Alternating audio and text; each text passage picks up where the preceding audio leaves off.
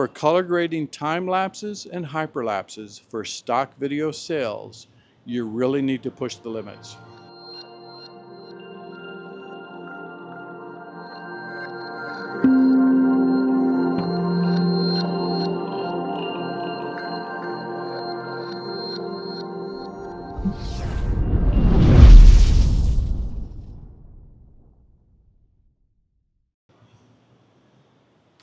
I did another video about color grading regular stock video footage. You can watch that here. Some years ago, I also did a video, in fact, it's the most popular video I ever did, about drone hyperlapses. And this relates to that. In fact, I'm going to use a drone hyperlapse as an example. If you'd like to watch that older video, which is still applicable no matter what drone you have, you can find it here. For time lapses and hyperlapses, there are millions and millions of clips. The only reason that somebody's going to buy yours is if it's at the exact place they're looking for, or if you really make it pop. I'm sorry, I'm sweating out here tonight. It is 40 degrees. That's 130 degrees Fahrenheit, 40 degrees Celsius, and it's 90 degrees humidity. I'm standing out here on my balcony in the city of Abu Dhabi. So sorry, I'm sweating a little bit. And the neighbors, I don't think you can hear them, but they're friends of mine, and every now and then they yell. They know when I'm out here on the balcony talking to a camera, and so they'll yell just kind of as a tease. There's a lot of traffic going on. Anyway, this is where I'm at, and I'm happy to be here.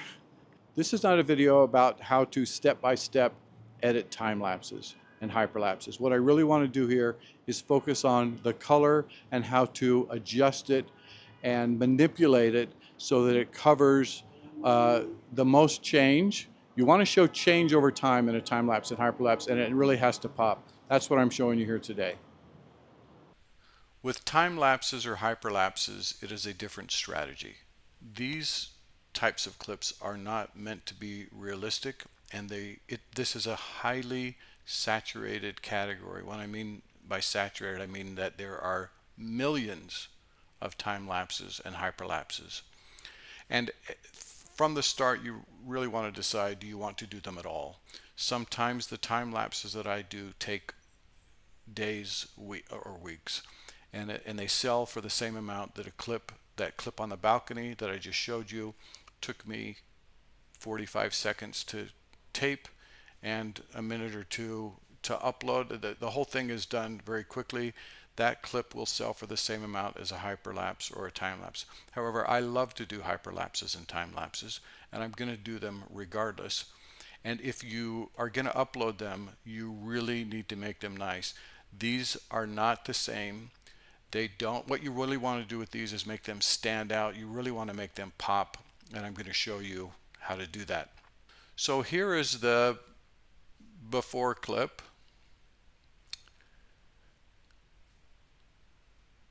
And here is the after clip. And I'm going to show you how we got there. I have a more extreme example, but I've uploaded all the raw data from that onto my server, and I don't want to get it down. And this will work. I'll just show you the difference between the two. The main difference between the two is I had more opportunity to make changes and to make it stand out, but this one will still work very well. So here's where we're going to start. This is, by the way, LRTimelapse, made by Gunther, who's probably on the genius spectrum. He's a professional time lapser. If you do time lapses, if you do a lot of them, then you really need to buy this. If not, then you can still make these changes gradually in Lightroom, but it just makes it more difficult, and you're likely to have flicker and problems. If you're going to be serious about time lapses, then do them right and get this program. This is not sponsored. I don't know Gunther. If you want me to go and do an LR time lapse full tutorial I can do that, but he has them on his channel, which is called LRTimelapse, and I don't think that I would be adding any value. What I'm adding value for here is specifically for stock video. So you really want to make these stand out, and we want to change things over time. So first thing we're going to do is go to keyframes. Because the exposure on this is very much the same throughout the time lapses. This blue line here shows us the exposure. I want 5 keyframes. We could just edit one video and apply them, one frame, and we could apply them to the entire video, which is what you're going to have to do if you don't own LRTimelapse. But because we have this, we can manipulate this even further. So I want 5 keyframes for this one. It's 300 frames. They were taken every 2 seconds, which is necessary in a drone hyperlapse because you're moving. And you can't drag the shutter out because then things will be blurred. So we're going to do these types of things a different way. So I've saved that, and I'm going to put them in Lightroom. Again, I know I'm going through this fast, but it's the point is to show you the difference in color grading, not to show you how to do the program.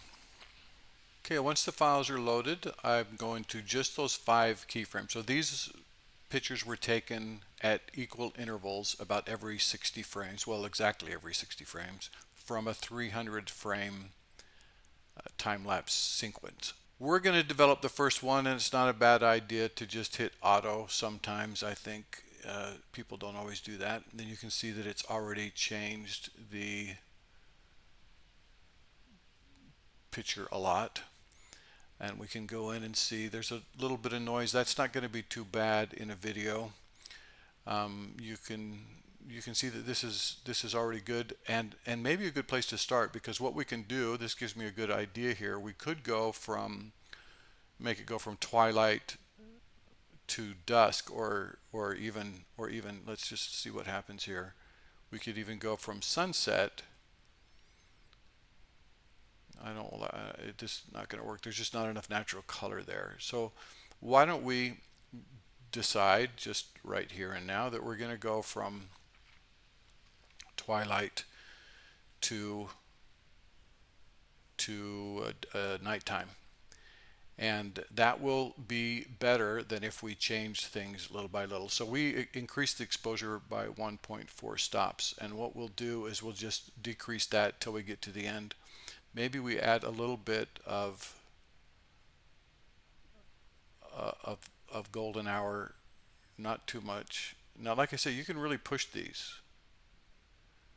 but let's add a little bit of golden hour, and in the sky, let's add a little bit of maybe magenta. So this has LRTimelapse has built-in filters, and you have to use their built-in filters.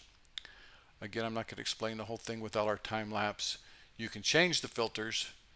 You can change the location, you can drag them around, but you can't, these are the only filters you can use. So if we use this filter, and with the exposure here, let's add a little, maybe a little magenta. And let's see what happens if we add even a little bit more sunset. Let's go ahead and do this. We'll just do it that way. We'll bring down the blacks in the sky, make it a little bit more dramatic, and you can see I'm just making this up as I go to see where we can be. We can bring the shadows down in the sky, and if we bring the highlights down, it'll add some definition to the sky. We don't want to add too much definition, so let's go down and take out a little texture and a little clarity in the sky, and this will make it look like this will draw out, make it look like the shutter is a little bit longer. I don't think it'll matter that much, but we might as well. Sometimes you can add dehaze here, and you can see that really does add some drama. You can also mess things up with dehaze when you're doing time lapses. It can make it flicker and have some aberrations over time, but let's go ahead. It does look pretty dramatic when we add that, so let's hope for the best. We're going to add a little bit of dehaze. It's hardly any, really.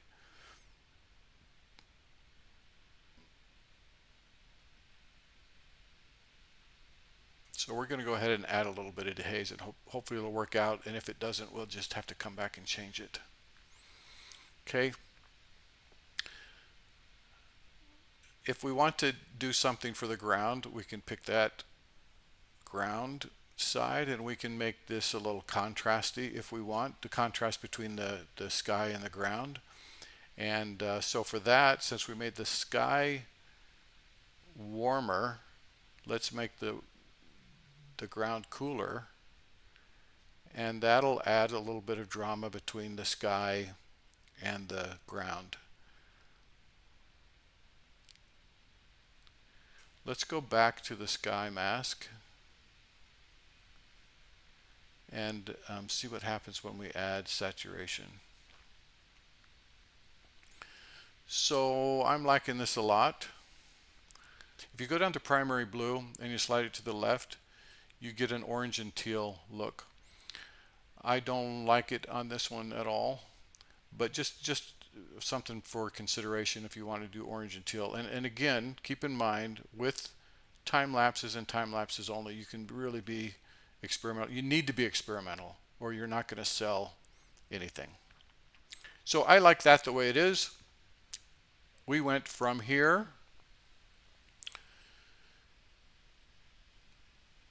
to here. If we go back to library, now what we're going to just do is we're going to apply those settings to all the pictures in all the photographs, the raw photographs in the sequence. So now all of those have been applied to the sequence, but I think just to show you how I do this and make it more dramatic, we're going to go a little bit further. We're going to go to develop in these ones, and what we're going to do is just change this incrementally down to darkness. So for this one, let's go 1.25, and I'm going to do it here instead of with the slider so that it can be more precise. Yeah, let's go to 1.25.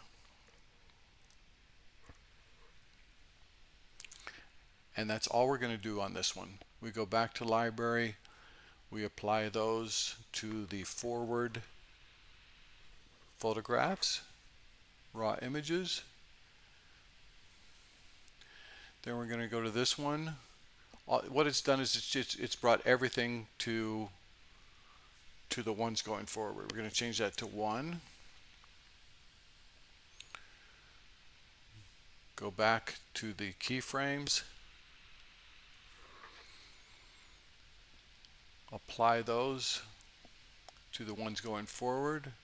On this one, we're going to go to 0.75.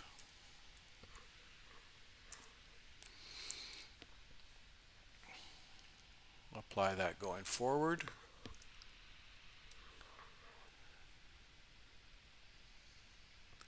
On this one, we're going to go to 0.5. We went from here to here. Now keep in mind that this is only a 10-minute time lapse, and that's the reason why I'm so aggressive right here, because I want to show the change. If we're going to show change in 10 minutes, the sky doesn't change that much in 10 minutes, so we're exaggerating the saturation. We're also exaggerating the time. This is one example. Let me show you a more drastic example. This one I took at sunset, and again it was 10 minutes. I wanted to show sunset to twilight, which of course didn't happen. So with each frame, I just changed mostly the sky temperature. I started out with a really high Kelvin setting, maybe like 11,000, and then I went down so that over time it turned to dusk.